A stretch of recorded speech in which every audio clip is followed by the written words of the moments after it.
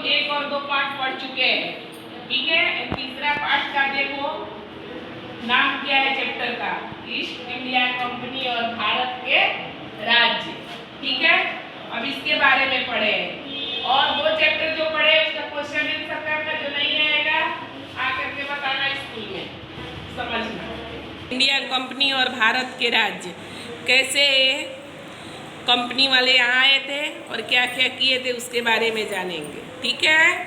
दिख रहा है साहब, प्राचीन काल से ही यूरोप के साथ भारत के व्यापारिक संबंध थे। अपने समुद्री मार्गों और यूरोप के कंपनियों के बारे में पिछले कक्षा में पढ़े हो ना 7वीं क्लास में, जो सब आकर के यहाँ से सब ले जाते थे, मिर्च मसाला, गरम मसाला, कपड़े, ये सब आकर के लेकर के जाते थे। ऐसे धीरे धीरे व्यापार करते हुए हमारे यहाँ आने लगे और हमारी स्थिति दयनीय हो गई। अंग्रेजों के ईस्ट इंडिया कंपनी, देखो कब ये आए, कब तक रहे यहाँ। ईस्ट इंडिया कंपनी की स्थापना 1600 ईस्वी में हुई। इसको इंग्लैंड के व्यवसायियों के एक छोटे से समूहों ने खोला, ठीक है। छोटे छोटे लोग आए, फिर इंग्लैंड के महारानी आई, ठीक है, एलिजाबेथ। ये देखो 1612 में इस कंपनी ने भारत पर अपना कारखाना सूरत में पहले खोला था ना, वो देखो 7वीं क्लास में है, पहले पढ़े हैं, ठीक है।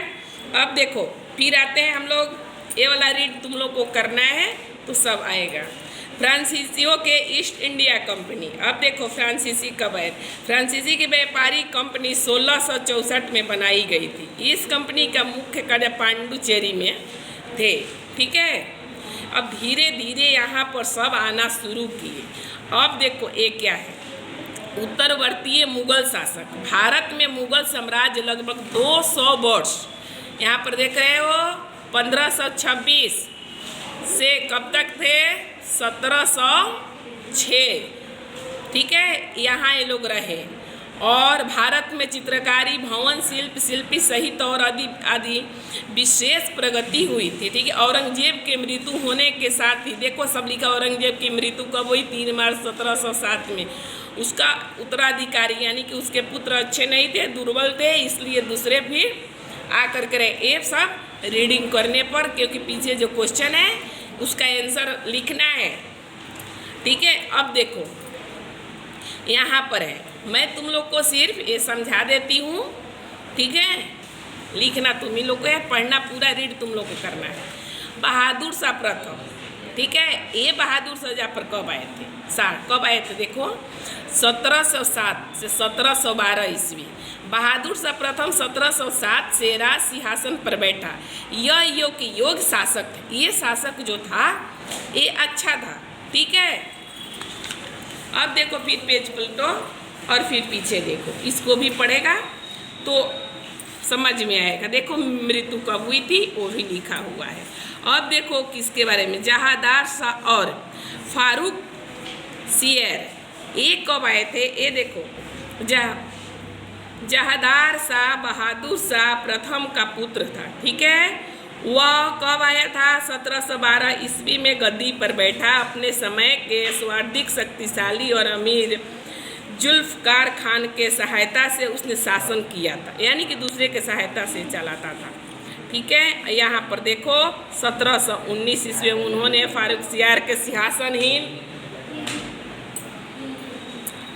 कर दिया, ठीक है। अब यहाँ पर भी लिखा है 1720 ईस्वी में उन्होंने मोहम्मद शाह को शासक बनाया, ठीक है। अब देखो फिर इसके बारे में पढ़ेंगे। देखो सब बच्चों ये फिगर दिया हुआ है, पढ़ोगे तो समझ में आएगा धीरे धीरे, ठीक है। अब देखो ये क्या लिखा है, मोहम्मद शाह एक कब आए थे, 1720 से 1748 ईस्वी। अब देखो मोहम्मद शाह साम्राज्य को पुनः जीवित करने के लिए उन्हें समुचित रूप से चलाने के लिए पर्याप्त समय मिला। हालांकि उनके राज्य के उन्नति के लिए कोई विशेष प्रयत्न नहीं किया, यानी कि राज्य को बढ़ाने के लिए वो कुछ नहीं किए, ठीक है। शासक अच्छे थे, लेकिन शासक अच्छे होने का मतलब यह है कि कुछ अपने राज्य देश के लिए सब करना होता है। देखो अंतिम चरण, अब मुगलों के पास दिल्ली के आसपास का क्षेत्र ही शेष बच गया था। यानी कि सब खोते खोते पूरा यानी अपना सब नष्ट करते करते ये सब सिर्फ दिल्ली के आसपास का क्षेत्र बच गया था।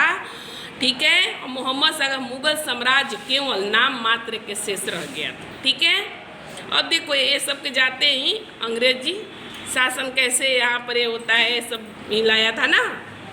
अब देखो क्षेत्रीय शक्तियों का उद्भव। अब हैदराबाद को आते हैं हम लोग। हैदराबाद राज्य की स्थापना 1724 ईस्वी चीन क्विलिच खान ने की थी। वह मुगल बादशाह मोहम्मद शाह के वजीर था। ठीक है, फिर ये तुम लोग का रेड लगाना हैदराबाद में क्या क्या हुआ था और उसका वंश उसके असफ शाह वंश का आरंभ किया था जो शताब्दियों से अधिक समय से चलता रहा। उसके उत्तराधिकारी निजाम कहे जाते थे। ठीक है, उत्तराधिकारी यानी कि उसका अपना पुत्र होता है, अपने वो होता है उत्तराधिकारी। ठीक, अब देखो बंगाल में आते हैं हम लोग। मुर्शिद कुली खां मुगलों के अधीन बंगाल का नवाब था।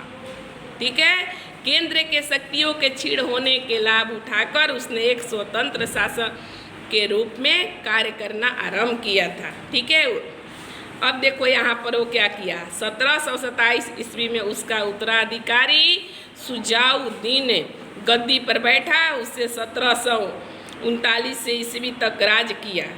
ठीक है, उसके पश्चात बंगाल राज्य के अलीवर्द खान ने शासन किया था।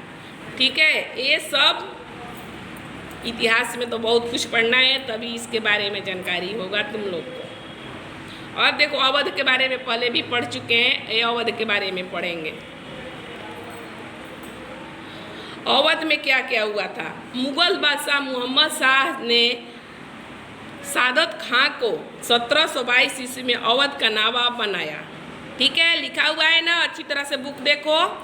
इस काल तक अवध के जमींदार विद्रोही, ठीक है, उसके अपने सेना थी तथा उन्होंने शासक के अधीनता मानते थे। भूमि के लगान देने से साफ इनका, यानी भूमि का लगान देना यानी कि भूमि का कर वसूली करना, लगान देना यानी कि जितना तुम उपज कर रहे हो उसमें से कर देना होता है।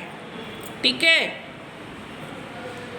अब देखो अवध के शासकों के राजधानी लखनऊ थी और यह कला भवन निर्माण के सांस्कृतिक क्षेत्र में दिल्ली जैसे प्रमुख नगर बना।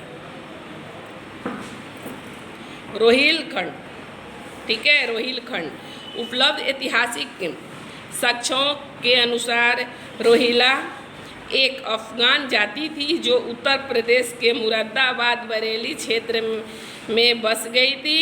नादिर शाह के आक्रमण होने के बाद अस्त व्यवस्था का लाभ उठाकर अली मोहम्मद खान ने रोहिलखंड क्षेत्र के आधिपत्य कर लिया, यानी कि यहाँ पर अपना कब्जा कर लिया। ठीक है, अभी देखो कितना सारा पॉइंट है। ये वाला पॉइंट पहले हो गया, अब मैं दूसरे वीडियो में ये सब तुम लोग को भेज रही हूँ। ठीक है।